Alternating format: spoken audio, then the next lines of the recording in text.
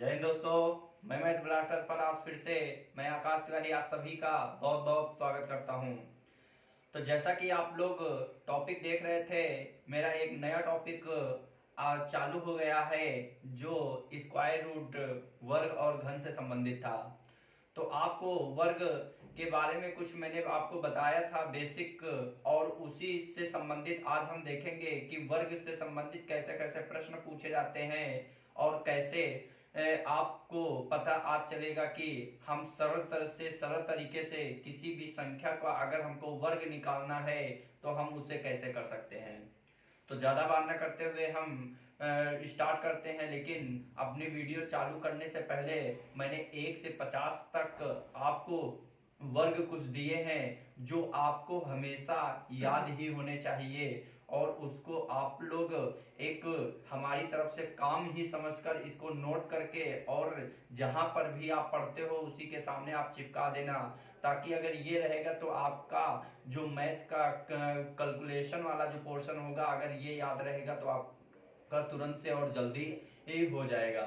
तो हम थोड़ा देख लेते हैं और उसके बाद हम अपने टॉपिक पर आते हैं। जैसे हम आप सभी को पता है 1 का वर्ग 1 होता है, 2 का 4, 3 का 9, 4 का 16 होता है, 5 का 25, 6 का 36, 7 का 49, 8 का 64, 9 का 81 और 10 का वर्ग 100 होता है। उसी प्रकार आपको लिखना है 11 का जो होता है वो 121 होता है, 12 का जो होता है वो 144 होता है और 13 का 169, 14 का 196, 15 का 225 और 16 का 256, 17 का 289, 18 का 324, 19 का 361 और 20 का 400 होता है। फिर उसी प्रकार आपको 21 का याद रखना है, 21 का होता है 441, 22 का 484 और 23 का 529 और 24 का 576, 25 का 625, 26 का 676 और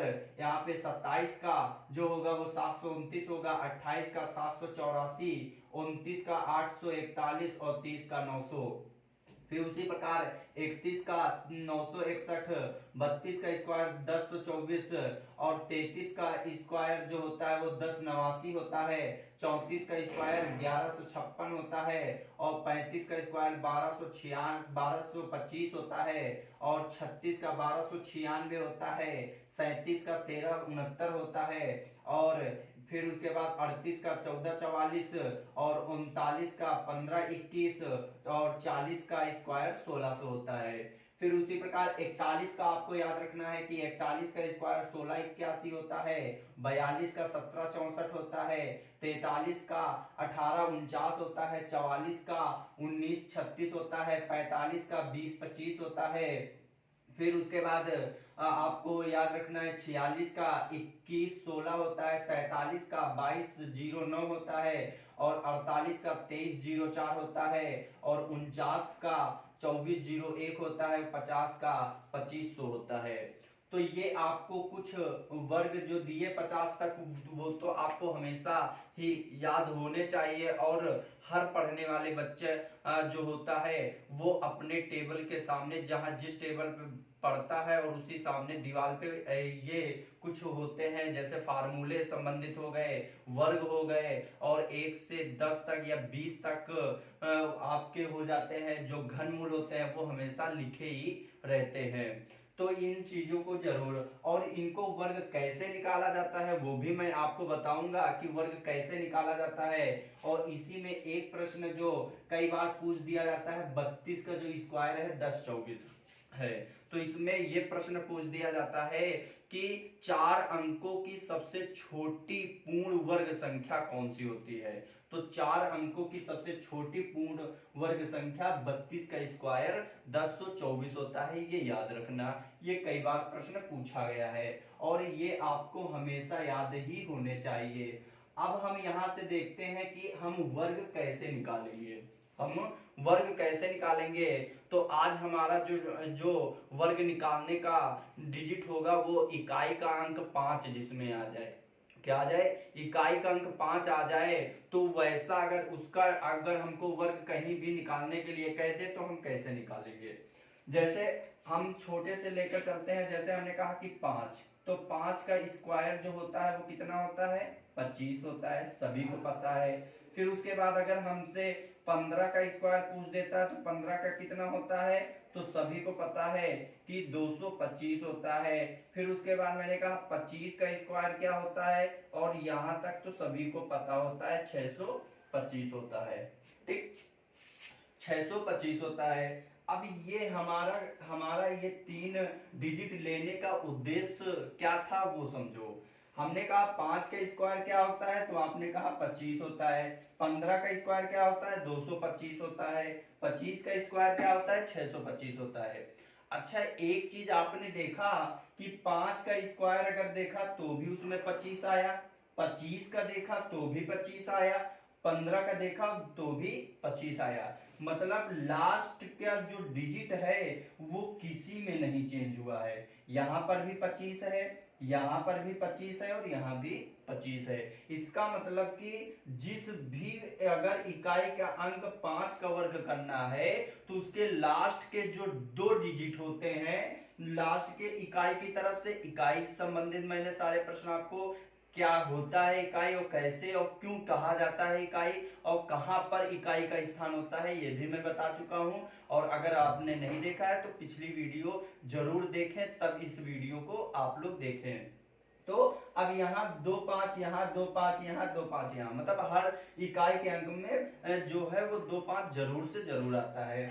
अब हमने कहा कि इसको आप करोगे कैसे, तो आप लोग 1 मिनट का समय आपको दे रहा हूं कि इसे स्क्रीनशॉट ले लो या इसे पॉज करके इसको नोट जरूर कर लेना। ठीक, तो मैं इसको रिमूव कर देता हूं। तो पहले आप स्क्रीनशॉट ले लो इसे।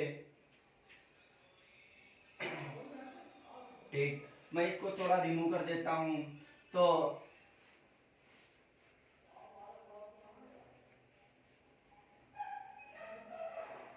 अब देखो मैंने इसको रिमूव किया। अब अगर आपसे आ जाए 35 का स्क्वायर बताओ, किसका बताओ, 35 का स्क्वायर बताओ। अब ये आप कैसे करोगे कि 35 का स्क्वायर क्या होता है, तो मैंने कहा कि जो इकाई का अंक है उसमें उसके जो लास्ट के 2 डिजिट हैं वो नहीं चेंज होते हैं, 2 5 2 5 2 5 है कि नहीं है।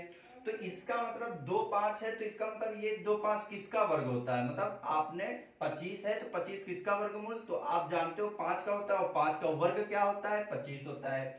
इसका मतलब यहां पर भी 5 है, तो अगर हम यहां पर देखें 5, तो 5 का स्क्वायर क्या होता है, 5 25 होता है कि नहीं होता है, लिख लोगे।